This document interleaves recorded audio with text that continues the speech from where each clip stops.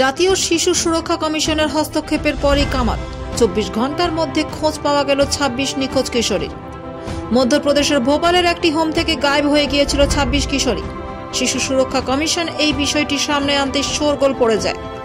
শুরু হয় রাজনৈতিক চাপান উতরক। ঘটনার 24 ঘন্টা কাটতে না কাটতেই শনিবার মধ্যপ্রদেশের পুলিশের তরফে জানানো হলো ওই নিখোঁজ 26 কিশোরী খোঁজ পাওয়া গিয়েছে।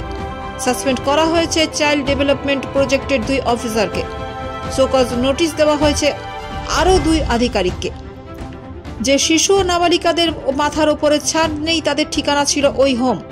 কিন্তু হঠাৎই একদিন সামনে আসে চাঞ্চল্যকর নানা তথ্য। হোমের তরফে দাবি করা হয়েছিল বিভিন্ন রাজ্যের মোট 68 জন কিশোরী বসবাস করে এই হোমে। কিন্তু শিশু সুরক্ষা কমিশন অভিযান চালিয়ে দেখতে পান হোমে মাত্র 42 জন নাবালিকা রয়েছে, 26 কিশোরী হদিশ নেই।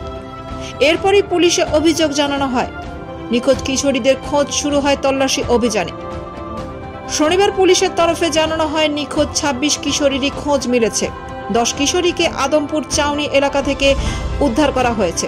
13 জন কিশোরী এক বস্তিতে ছিল এবং 2 জনকে টপনগর থেকে উদ্ধার করা হয়। উদ্ধার হওয়া কিশোরীরা গুজরাট, ঝাড়খণ্ড, রাজস্থান ও মধ্যপ্রদেশের বিভিন্ন জেলার বাসিন্দা।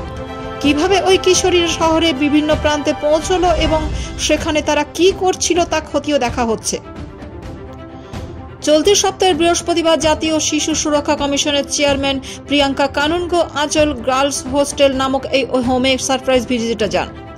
হোমের রেজিস্টারে তিনি দেখতে পান 68 জন কিশোরীর নাম উল্লেখ থাকলেও উধাও 26 কিশোরী।